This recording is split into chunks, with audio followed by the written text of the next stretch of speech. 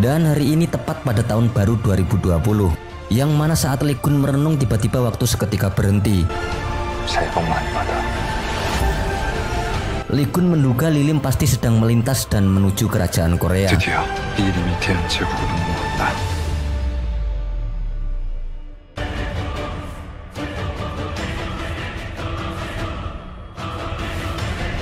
Dan sampai akhirnya kejadian di mana Lilim dan Lee Kun untuk pertama kalinya bertemu setelah 24 tahun lamanya terpisah, akhirnya kini mereka bisa saling berhadapan-hadapan dengan wajah Lee Kun yang tampak marah.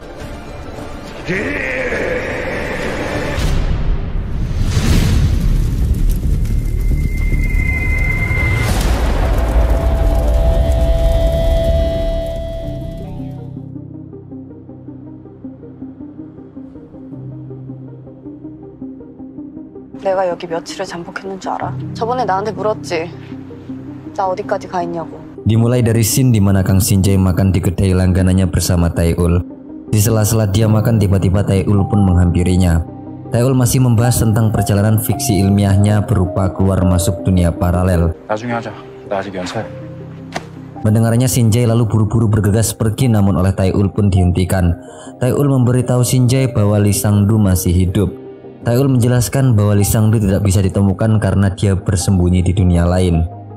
Tak ingin Shin Jae pergi, Tae-ul kembali meyakinkan kepada Shin Jae bahwa dunia paralel itu ada karena Tae-ul sudah pernah ke sana. Karena tidak mungkin kasus ini melibatkan anggota kepolisian lainnya, serta tak mungkin juga ditangani sendiri, Tae-ul lalu meminta Shin Jae agar membantunya dalam menyelesaikan kasus ini. 도와줘. Namun di situ Kang Shin Jae pergi seraya mengatakan dunia lain itu hanyalah delusi.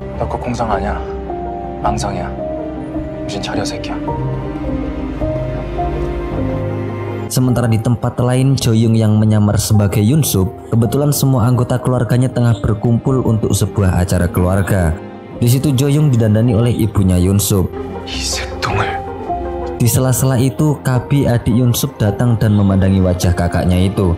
Tak diduga Kabi bilang kepada ibunya bahwa Yoon Sup yang sekarang ini bukanlah kakaknya, tampak ada yang berbeda. Tak lama lalu Yoon Bi adik Yoon Sup yang satunya datang. Dia menemukan pistol Jo Young di kamar. Seketika itu Jo Young kaget dan segera mengamankan pistol tersebut. Alih-alih adik-adik Yoon Sup curiga, justru ibu Yoon Sup tampak bangga dengan anaknya kali ini yang terlihat keren.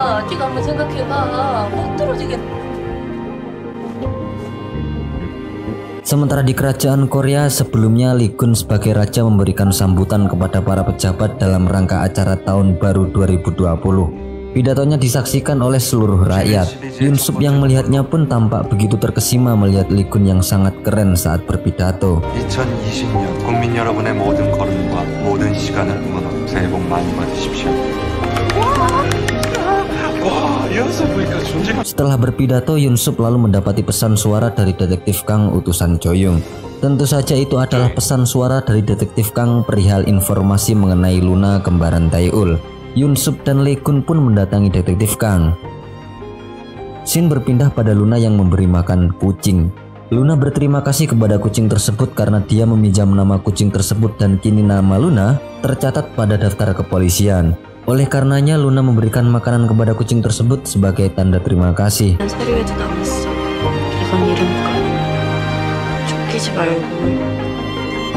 Kita berpindah pada Lee Kun lagi. Terlihat detektif Kang memberikan informasi tentang Luna kepada Lee Kun. Detektif bilang bahwa Luna dibebaskan karena Luna memiliki sakit yang parah. Lee Kun lalu meminta kepada detektif Kang agar membawa Luna di hadapannya. Lee Kun pun lalu meminta detektif Kang untuk memeriksa orang yang bernama Kim Gi-han. Kim Gi-han ini adalah anak buah Lilim yang tempo lalu ditangkap oleh Lee Kun dan Jo Young di Republik Korea ya guys. Setelah dicari oleh detektif Kang, ternyata orang tersebut masuk daftar pengkhianatan. Dan yang bikin aneh adalah orang tersebut ternyata sudah mati bunuh diri sejak lama. Ya, kalian mungkin sudah tahu. Sedikit spoiler, Lily memang sengaja membawa pengikutnya ke Republik Korea kemudian mencari kembaran satu persatu para pengikutnya tersebut. Setelah ditemukan, barulah Lily membunuh kembaran pengikutnya untuk dibuang ke kerajaan Korea. Tentu saja agar para polisi di kerajaan Korea mengira pengikut Lilim sudah mati. Lee Kun pun semakin khawatir karena Lilim mencuri hidup orang yang berwajah sama. Dan inilah episode 10. 새해 복 많이 받아. 드디어. Terlihat waktu berhenti dan Lee Kun berkesimpulan Lilim sedang melintas menuju kerajaan Korea. Sebelum itu Lee Kun mengecek hutan bambu guna memastikan ada orang yang lewat atau tidak. Anak buah Lee Kun bilang bahwa tidak ada satupun orang yang lewat. 17일 꼬박 교대 근무 중인데 아무도 없었습니다. Lee Kun bertanya kepada bawahannya apakah ada jalan pintas selain di hutan bambu ini. Pengawal tersebut bilang ada di daerah area persawahan. Lee Kun lalu memerintahkan anak buahnya untuk menjaga area tersebut. 근위대는 전원. 폐하. 공식 SNS에 업로드만 하면 Lee Kun lalu berinisiatif untuk mengundang Lilim dengan cara yang pintar. Dia menyuruh Myung Ah agar menyebarkan informasi ke media sosial bahwa raja sedang dalam perjalanan ke Hyundai. Dengan begitu secara tidak langsung Lilim pasti akan datang ke tempat tersebut. 아 그니까 그게 뭔 말이냐고. 폐하께서 누군가를 초대하셔야 돼서 필요하시다고. Para warga heboh melihat kedatangan sang raja. Padahal di situ Lee Kun sedang mencari Lilim. Setelah sekian lama akhirnya Lee Kun berhadapan-hadapan dengan Lilim.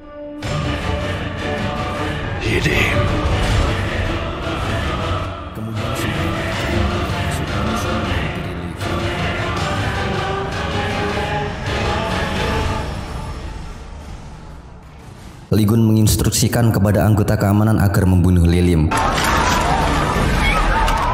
Namun karena saking banyaknya orang yang melintas di situ, para pengikut Lilim sampai menyandera pengunjung. Alhasil Lee Kun pun menahan tembakannya. Salah satu pengikut Lilim pun melepaskan tembakan ke arah Lee Kun, namun Yun Sup dengan sigap menghalaunya. Dan Yun Sup pun tertembak.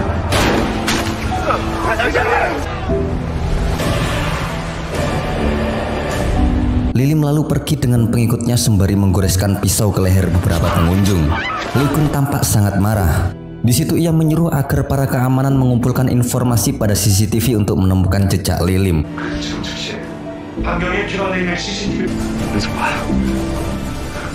Setelah kejadian tersebut, Shoryung pun menyuruh anak buahnya agar mencari tahu rekaman video insiden. Shoryung ingin memastikan apakah Lilim masih hidup atau tidak. 현장 사진이든 영상이든 최대한 빨리 확보하고. Scene berpindah di tempat Pangeran Buyung yang sedang santai ngopi. Tiba-tiba beliau mendengar orang-orang di sekitarnya membicarakan baku tembak antara pasukan Lee Kun dan Lilim. Kini masyarakat jadi percaya bahwa Lilim masih hidup.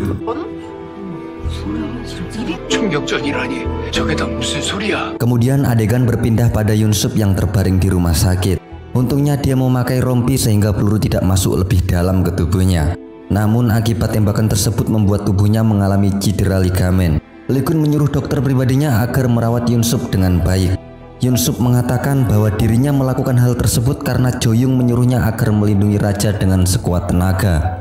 Sebagai gantinya, Jo Yung di Republik Korea juga berjanji akan melindungi adik-adik Yun Sup dengan sekuat tenaga. Lee Kun lalu mengucapkan terima kasih kepada Yun Sup.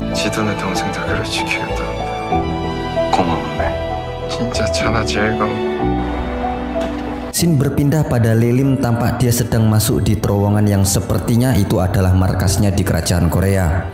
Lilim yakin bahwa kepolisian akan sangat bingung mencarinya. Sebab menurut media yang beredar, Lilim adalah sosok pria berumur 70 tahun yang sudah mati di pinggir laut. Sedangkan dirinya terlihat masih muda. 70세 노인을 아니 25년 전 사살된 자를 Anak buah Lilim mengatakan bahwa dia sempat bertemu dengan Pangeran Buyung di toko buku. Mendengar hal tersebut, Lilim sepertinya akan menantikan saat-saat Lilim dan Pangeran Buyung bertemu kembali. Entah apa yang akan dilakukan Lilim pada Pangeran Buyung kali ini. 다음 만남이 기대가 되는. Kita berpindah pada Republik Korea. Terlihat Jo Yung sedang mengikuti ibunya Shinjae. Tampaknya ibunya Shinjae ini sedang menelpon kembaran ibunya Lee Kun versi Republik Korea.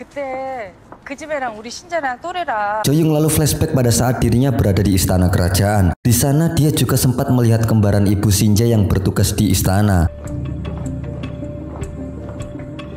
Ya, Jo Yung pastilah curiga karena bisa saja ibu Shinjae yang di kerajaan Korea adalah mata-mata Lilim. Kemungkinan tersebut muncul karena masa lalu Shinjae yang memang sejatinya berasal dari kerajaan Korea. Jadi bisa saja secara tidak langsung ibunya Shinjae atau kembarannya adalah pengikutnya Lilim. Tak lama Shinjai dan Tae-ul datang menghampiri Joyung.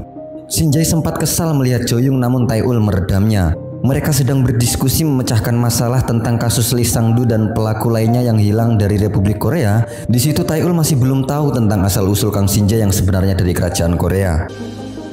무슨 얘기를 하는 거야? Kemudian scene berpindah di kerajaan Korea yang mana Menteri Seoryung menelpon Lee Gun guna menanyakan perihal tentang kebenaran Lilim. 이름을 봤다는 음모론이 형성되고 있습니다. Dengan tegas dan tetap bijaksana, Lee Gun menyuruh Seoryung agar tak ikut campur dalam masalah pribadi kerajaan. 해서 당부합니다. 당기지 마세요. 국민들의 안위만 지켜주길 바랍니다.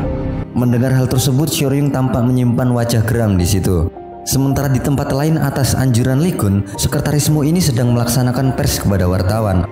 Para wartawan menanyakan apakah Lilim masih hidup mengingat Lee Gun menyebut nama Lilim pada pria malam itu. Sekretarisme bilang bahwa jawabannya masih sama, yaitu Lilim sudah mati 25 tahun yang lalu. Malam itu sang raja hanya bertemu pengikut Lilim saja. Selebihnya sekretarisme tidak mau berbicara banyak mengenai keluarga kerajaan. Scene berpindah di Republik Korea, tampak Kang Shinjai berjalan dengan Tae-ul. Di sela-sela itu Kang Shinjai melihat mobil yang biasa mengikutinya. Dia pun lantas mencari tahu asal plat nomornya dengan dibantu oleh atasannya. Setelah hasilnya keluar, ternyata plat nomor tersebut terdaftar atas nama orang yang hilang. Kang Shinjai lalu menyuruh Tae-ul agar bercerita tentang perjalanannya ke dunia paralel. Tae-ul pun menceritakan semua tentang kerajaan Korea. Dia berkata bahwa dia bertemu kembaran orang-orang yang berada di Republik Korea, namun sayangnya dia tidak menemukan Kang Shinjai di kerajaan Korea. 형님을 찾으러 갔었지. 근데 형님은 없더라. Setelah itu Shinjai lalu mengajak Tae-ul ke pemakaman Lee Ji-hun. Sembari berkunjung, dia menceritakan semua apa yang diingatnya selama dirinya masih kecil. 내가 기억하는 이름을 이곤. 그 세계에서 네가 나를 못 찾은 이유가. Yang mana di situ Tae-ul sedikit banyak tahu bahwa Kang Shinjai mungkin saja bukan berasal dari Republik Korea. Mendengar kenyataan tersebut, Tae-ul sebagai sahabat pun bersedih. Kita berpindah lagi di kerajaan Korea, yang mana di situ para bawahan Pangeran Buyung protes dengan kepala pemerintahan yang saat ini lemah sekali. Menurut mereka hal itu dikarenakan Perdana Menteri mereka adalah perempuan. Mereka ingin Pangeran Buyung agar mengubah tatanan pemerintah. Karena menurut mereka Pangeran Buyung adalah anggota keluarga yang paling tua.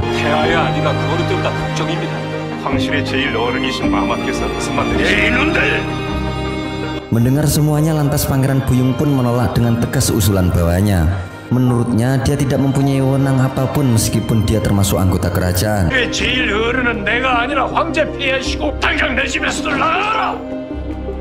Tak lama Lee Gun menghampiri Pangeran Buyung seraya bilang bahwa pengkhianat Lilim masih hidup. Oleh karenanya Lee Gun akan pergi lagi untuk sementara waktu guna mengejar Lilim. Lee Gun menyuruh Pangeran Buyung agar sementara menggantikan posisinya selama sang raja tidak ada. Mendengar hal tersebut Pangeran Buyung jadi khawatir. 정녕 그건 안 될 일입니다. 저를 지키겠다고 약속하겠습니다. Lee Gun berpesan agar Pangeran Buyung selalu menjaga diri karena bahaya bisa saja datang kapanpun dan dimanapun. Singkat cerita, malam pun tiba. Tampak Pangeran Buyung sedang masuk ke kantor kerajaan. Di sela-sela dia mengambil sebuah buku, tiba-tiba Lilim muncul dari belakang.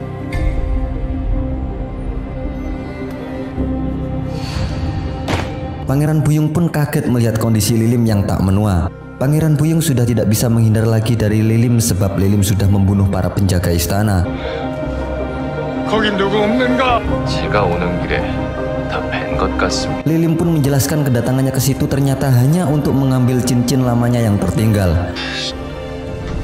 Baik, sedikit fakta bahwa Lilim ini sebenarnya dia adalah anak pertama dari sang raja. Hanya saja dulu ibunya Lilim ini adalah selir, bukan istri resmi raja. 내 것이지요. Setelah berbicara banyak, lalu Lilim menghampiri Pangeran Buyung. 수 없습니다. Ya, Pangeran Buyung kini terbunuh oleh tangan Lilim. Setelah Pangeran Buyung mati, Lilim lalu memasangkan cincin pada jari kelingking Pangeran Buyung. Hal itu dilakukan tentu saja agar membuat Lee Gun sadar bahwa yang membunuh Pangeran Buyung adalah Lilim. 건영님께서는 Setelah aksi kejinya itu, Lilim lalu pulang dan tak sengaja berjumpa bocah Yoyo yang tengah membaca buku berjudul Raja Arthur. Bocah Yoyo tersebut seperti mengetahui cerita Lilim. Bocah Yoyo dengan berani lalu menyuruh Lilim pergi karena dia sedang tidak punya waktu untuk berbincang-bincang. 전 이 이야기의 결말이 궁금하거든요. Bocah Yoyo tersebut ingin melanjutkan membaca cerita akhir dari Raja Arthur.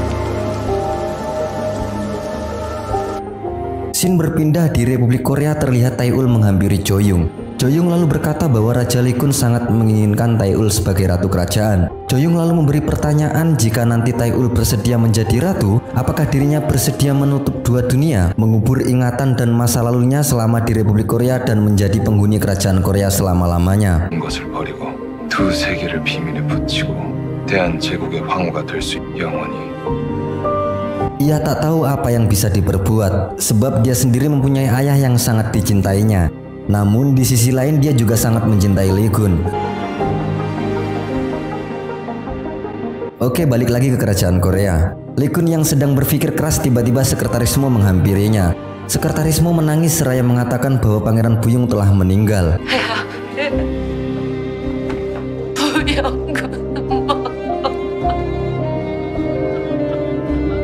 Semua rakyat serta petugas kerajaan menangis mengetahui kematian Pangeran Buyung, termasuk Nenek Oknam. Pada waktu itu beliau langsung pingsan.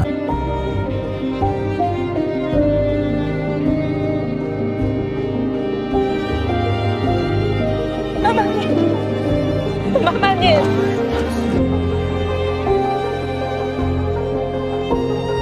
Singkat cerita, Lee Kun datang ke Republik Korea menemui Taeul. Namun kali ini Taeul agak ragu-ragu. Lee Kun lalu menyatakan cintanya sembari mencium Taeul sendiri juga. 사랑해. 사랑하고 있어.